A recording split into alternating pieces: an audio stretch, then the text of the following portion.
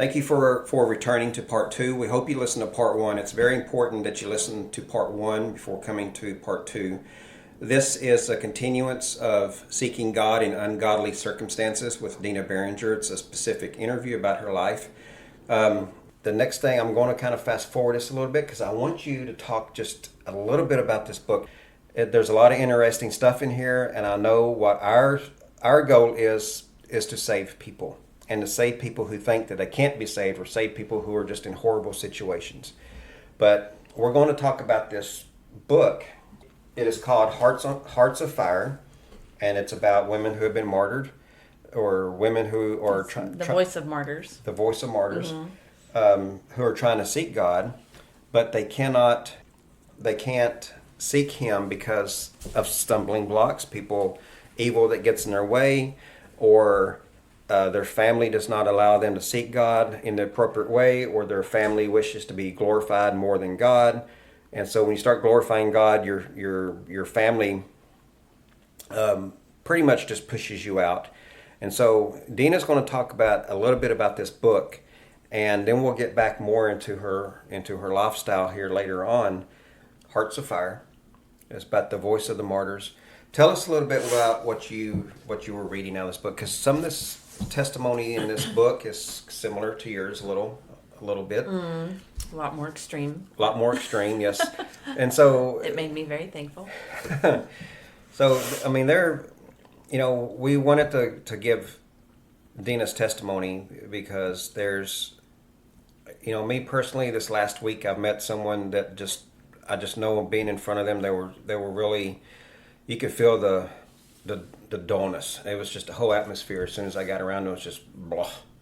And I felt God tell me, speak to them. And speak words of life. Speak words of life. And that's what I did. And I actually, I did this once before at Life Church. And I did it, just here in the recent past week. And I basically told this girl that she's a beautiful person of God. I told her, I said, please don't think I'm weird. But, I feel like God led you to tell her that. Right. I told her, I said, I feel like God is telling me that you need to hear this. And it was just a kind of a passing by. It was just very brief, I guess. And, we didn't know each other. And then after that, went on our way. But after I spoke those words to her, I felt this whole atmosphere around her just lift off of her. And so sometimes we do have to speak those words to people.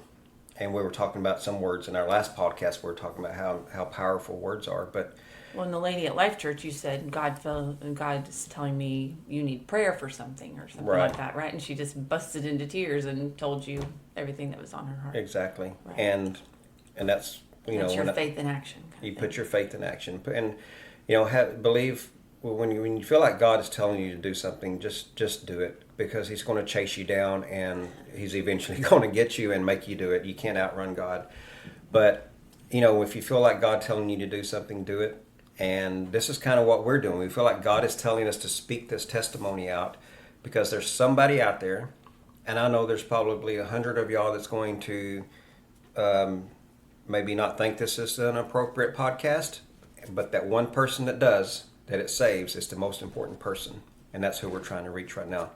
So tell us a little bit about what you read in this book. What you told me, it's really good. So this book, Hearts of Fire, it is about 8 different women's lives, basically, who are being martyred for their faith. Martyred for their faith? I don't know, but they are being prosecuted for their faith. I mean, just not good things happening to them because of their faith. And really, we'll start with this Muslim girl. I'd say the one that stands out to me the most was this Muslim woman. And in the book, all the names are changed and stuff. But in this book, her name is Tara. And she grew up in a Muslim prominent home in Pakistan. She found a clipping in a magazine, and she sent it in. And with that, they sent her basically a lesson on every Bible in the book. And she was trying to keep this from her dad, right? Right. She did kind of have to sneak around to get the lessons in and to send off she did like 2 or 3 a week because she was just fascinated by it. she would have to send them back into this place saying that she had completed them. And she had one particular servant in the home that was helping her with this, that she could trust, that wouldn't tell her dad. And so she ended up going through the whole Bible in weeks, just a number of weeks. And then she sent it off, and the last one, when she completed the lesson on Revelation, I guess, she sent it off, and they sent her back a certificate of completion along with a Bible. She says in the story it was a blue leather bound with gold pages and her name inscribed on it, and it was just the most beautiful book she'd ever seen, and she just couldn't really help herself. She started reading it and just couldn't ever put it down and was just enthralled by it. But even with all the lessons she had taken recently and reading through the Bible, it was just that to her. There was nothing lively really about it. It was just learning. And what do you mean, like the Bible, like it wasn't speaking to her? Or right, it was just a book, and it was just lessons in another religion, just learning. And one day she met a man, and she saw him, and she didn't know what he was doing. Well, come to find out, he was sitting there praying. She asked him what he was doing, and he told her he was talking to God.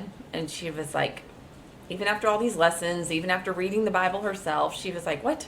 She was a Muslim herself, and that's the religion. But this is when she's actually running from her own parents. Well, so she was still living at home at the time. Okay.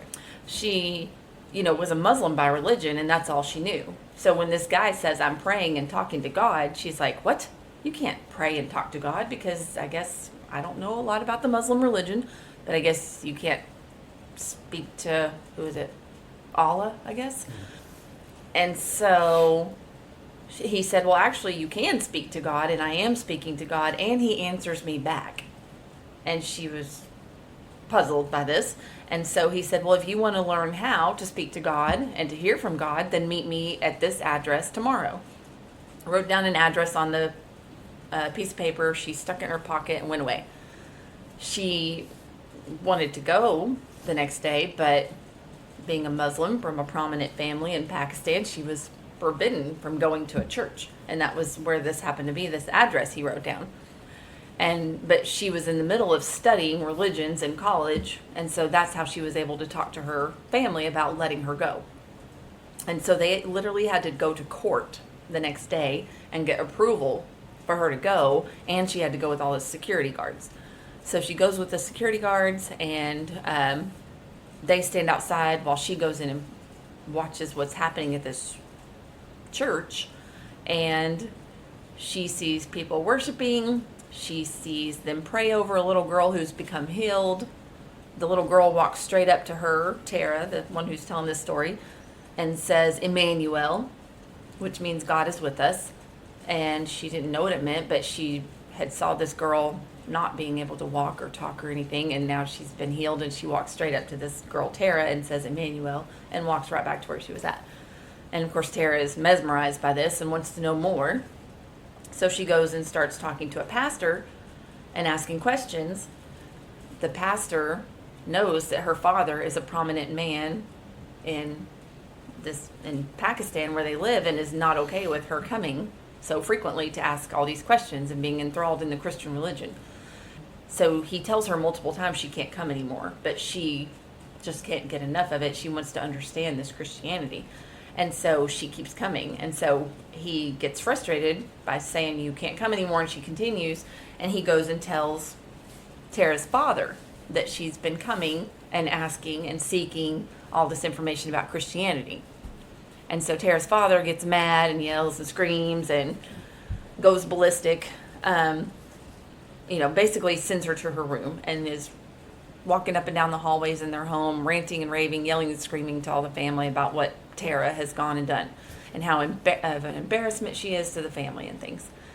She, again, sees her Bible under her bed and picks it up and starts reading, and it just brings her such peace and things that she loses track of time, loses track of what's going on around her while she's reading this Bible. Her dad walks in and is standing over her, watching her read the Bible, and this is in Pakistan Muslims, they are not allowed to become Christians. If they become Christians, that means they have to be put to death to honor the family. That's just, it's actually a law in Pakistan. And this is coming right out of this. This is not, hearsay, whatever you want to say, or Right. being made up. This is coming right out of the book. Right, and there's multiple stories in this whole book. There, like I said, there's 8 different women's stories about this kind of thing. Because I know where you're fixing to go with this, and it's brutal. And so go ahead, because Right. this is the bad part. Right, so he sees her reading the Bible. First of all, he came into the room, she says, with the look on his face as if he's going to apologize for yelling and being mad at her and screaming and stuff. But then he sees her reading the Bible, and he loses it all over again. And this time, it says that he beat her. Him and her brother. Yeah, he goes and gets her brother, and they come in and they lock the door behind them so no one can get in to help her. And the two of them beat her. They beat her unconscious and beyond. It says that they took every weapon they could find in the house, including the pole in the closet, and beat her with it. And they then take everything out of the room, all of her furniture, all of her clothing, every single thing. The room is bare, and she's just left there. And nobody's allowed to go in and speak to her, help her, have anything to do with her. For like, what, 3 days? 3 days, until she's supposed to just wake up from her unconsciousness and realize that, she's supposed to just go along with her Muslim ways. But instead, she wakes up from her unconsciousness 3 days later in a pool of blood, so much so that her hair is stuck to the floor with her... It's dried. Yeah, dried blood. And so she wakes up, like I said, 3 days later from her unconsciousness, tries to figure out what she's supposed to do. And she says she either goes and follows the Muslim way, is given an arranged marriage and, things like that. Or if she wants to seek this Christianity that she's grown to know and love, she has to run away and never, ever, ever, ever come back. Because if she's going to come back, that will be the end of it. She will be killed. Basically, this was happened when she was probably between 16 and 18. It doesn't really say her age, but somewhere around there. And she's been on the run ever since. She found some other families to stay with, but then her own family kept hunting her down and finding her, and she would have to leave that family and go somewhere else, and then go somewhere else, to the point where she got stuck in a detention camp because she was a Muslim woman who wasn't married. And in Pakistan and probably other areas over there, if you are Muslim, over 18, a woman, and you're not married, then you must be a prostitute. So they assume she must be a prostitute, and they stick her in a detention camp to teach her again about the Muslim ways, so she will convert back to her Muslim ways and follow their program the way they want her to. So she gets stuck in this detention camp. They're going to give her away to some man who already has 3 wives. They say, oh, he's a good man, and he said he'll take you. So basically, he's just going to be given to somebody who's just going to put up with her, kind of thing. But before she goes there, another guy comes who is her age. It says he's young, handsome, her age, whatever. He comes and wants to take her to lunch. She's been betrayed by so many friends and family and thinks she doesn't know who to trust anymore. So she doesn't even want to trust this guy. But she figures, what does she have to lose? So she goes with him to lunch. And he says, you're going to be given to this other guy who already has 3 wives. And you're going to have to follow the Muslim ways, or you're going to have to go back home and be returned to your family and be hung. Like they have already planned. When you return, they are going to hang you in the streets because you've turned from your Muslim ways. He says, or you can marry me. He says, I am a Christian. Nobody knows it yet. Everyone still thinks I'm a Muslim. So I'll take you out of here. You can marry me and we'll go somewhere far away, basically live happily ever after kind of thing. So again, she thinks, what do I have to lose? I don't, what other options do I have? So she gets back to the detention camp and they say, pack your bags. You're either going home to your parents or you're going to this man who has 3 wives Period, point blank, end of discussion. But then she chooses this other guy. And she says, well, I'm going to pack my bags, but I'm going to go with this other guy who just took me to lunch, and I'm going to marry him. And so the detention officers are like, well, good. Finally, somebody who can get you under control. So she goes and marries this guy, and now they have a child. But they're still on the run as today. They're still on the run today. As of today, yeah. But it's amazing that God gave her a way out of all this stuff. So many ways out all the time. But she's still having to run from the evil side. She's still living in it. And she's still seeking God. And that's just, to me, He's still providing for her, taking care of her, giving her way out every time. Yeah. So no matter how bad evil beats you down, you don't stop seeking God, and He'll give you that way out.